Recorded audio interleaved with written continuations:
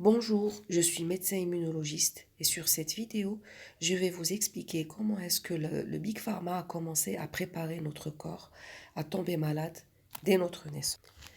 Chaque jour, des millions d'enfants sont alignés et des injections de substances putrides, toxiques, appelées vaccinations, leur sont administrées. Avant de commencer la première année, les enfants peuvent obtenir jusqu'à 36 vaccinations. Il y a environ plus de 200 vaccinations dans le pipeline. Les scénarios pour l'avenir intègrent même l'utilisation de vaccins en vaporisateur nasal et dans les fruits et légumes. Cette obsession de la vaccination est allée au-delà de ce que n'importe qui peut éventuellement défendre sur des bases scientifiques. Effectuer davantage de vaccinations sur nos précieux enfants est en fait à la limite de l'acte criminel. Avec tous les enfants de la planète constituant un potentiel de receveurs requis grâce aux vaccinations multiples, avec tous les systèmes de soins et de santé, ainsi que les gouvernements représentant des acheteurs potentiels, il n'est guère étonnant que des milliards de dollars soient dépensés pour nourrir l'industrie de la vaccination. Sans tollé général du public, nous voyons de plus en plus l'arrivée de nouveaux vaccins exigés pour nous et pour nos enfants. Et tandis que les bénéfices sont facilement calculables, les coûts humains réels sont bafoués. Le Dr James Shannon, ancien directeur de l'Institut national de la santé, a indiqué en décembre 2003 que le seul vaccin sécuritaire est celui qui n'a jamais été utilisé. Toutefois, rappelez-vous, les vaccinations sont exigées, mais elles ne sont pas obligatoires. Outre certaines lois qui s'appliquent uniquement à des spécialistes médicaux du gouvernement, il n'existe aucune loi qui impose l'utilisation obligatoire d'un vaccin aux États-Unis.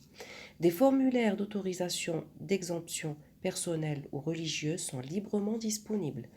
Contraindre un traitement médical sous l'emprise de la force constitue une agression et une violation du 14e amendement. Toutefois, certains parlementaires semblent déterminés à ignorer la Constitution et rendent certaines vaccinations, généralement les plus rentables, obligatoires. Prenez par exemple le projet de loi 10-942 de l'Assemblée de New York en 2008, introduite à la demande de Richard Daines, le commissaire du département de la santé de l'État de New York. Ce projet de loi, en attente, prévoit des changements dans le texte de la loi afin de modifier tous les passages du texte. Par exemple, là où il est indiqué « la vaccination est recommandée par le CDC », eh bien le mot sera modifié et deviendra obligatoire. Cela concerne la vaccination pour tous les enfants, y compris les nourrissons et les tout-petits. Le projet de loi permettait aussi d'administrer des vaccins aux mineurs sans le consentement parental contre les infections sexuellement transmissibles. Ce projet de loi a été surnommé le pire projet de loi vaccinale jamais envisagé par un groupe d'activistes. Seul le temps pourra nous dire si nos libertés constitutionnelles vont être mises de côté et si nos enfants seront soumis à la sanction de l'empoisonnement obligatoire. Fait intéressant, en mars 2008, le gouvernement américain a admis que les vaccins pour enfants sont responsables de l'autisme chez Anna Pauling, âgée de 9 ans. Plus important encore, une enquête explosive menée par CBS News a fait constater que depuis 1988, les tribunaux chargés des jugements et des indemnisations dans des affaires concernant les vaccins ont souvent accordé des millions de dollars, notamment à 1322 familles dont les enfants avaient subi des dommages au cerveau à cause des vaccins. Dans beaucoup de ces cas, le gouvernement a versé des indemnisations suite à des décisions judiciaires pour cause de préjudice et dommages corporels subis à cause des vaccins, notamment des troubles de l'enfant à spectre autistique.